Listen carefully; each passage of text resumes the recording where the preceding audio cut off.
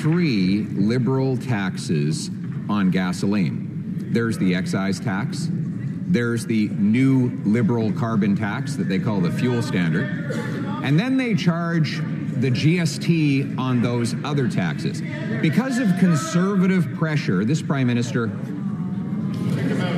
The honourable member for Hamilton, Ancaster, I believe it is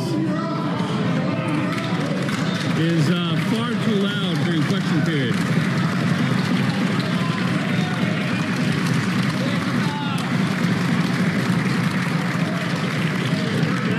Therefore, the honourable leader of the opposition may start from the top.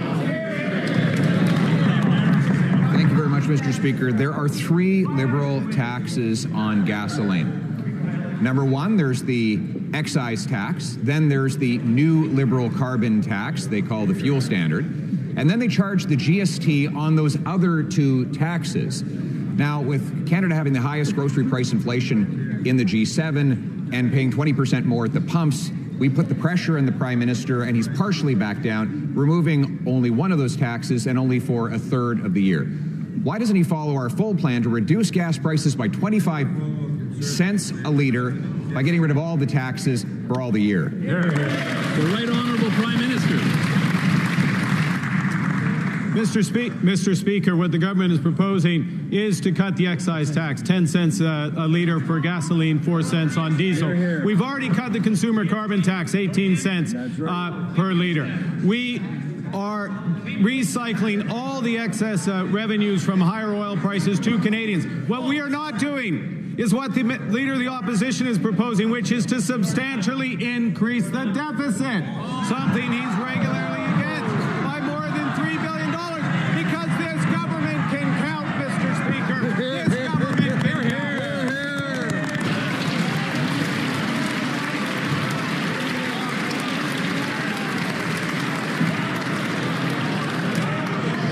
The Honourable Leader of the Opposition. What he is not doing is increasing the deficit. It's only up by 100% since he took office, Mr. Speaker. Does he even read his own budget? Or does he want Canadians not to know what's inside it? In fact, all the money printing that he does, because he's famous for causing inflation, he's made a career out of it. Statistics Canada has made it clear that the gap between rich and poor is now greater than it's ever been in a report published just this week. One of the biggest taxes on the poor is the gas tax. Instead of just removing a third of the tax for the third of the year, why not get rid of the entire Liberal tax on gas for the whole year? The Right Honourable Prime Minister.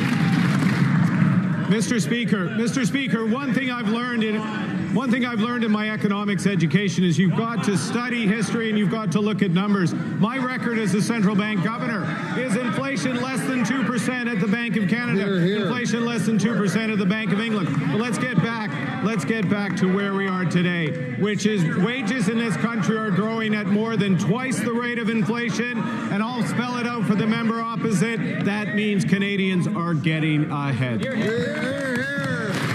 The Honourable Leader of the Opposition.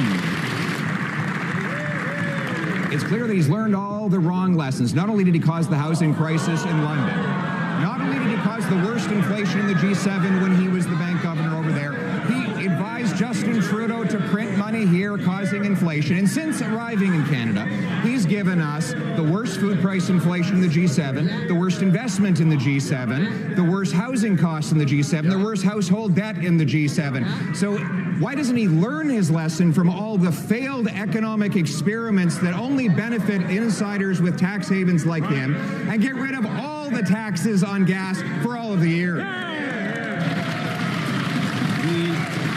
Right Honourable Prime Minister. Oh dear, oh dear, oh dear, oh dear. Mr. Speaker, I feel like I'm in the presence of students, and on an exam, I don't think you would pass the exam with those answers. Mr. Speaker, as the IMF confirmed yesterday, Canada will have the second fastest growth in the G7 this year. As the IMF confirmed yesterday, we have the best fiscal position in the G7. Point final. As we have confirmed, we have the highest foreign direct investment per capita in the world. Hear, hear.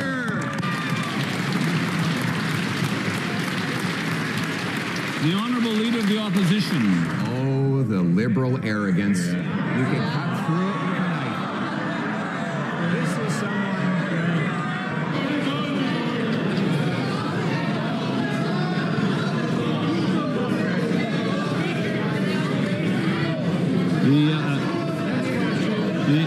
The honourable leader of the opposition may continue. Yeah, we have, Mr. Speaker, what we have over there is inflation of liberal arrogance. Yes.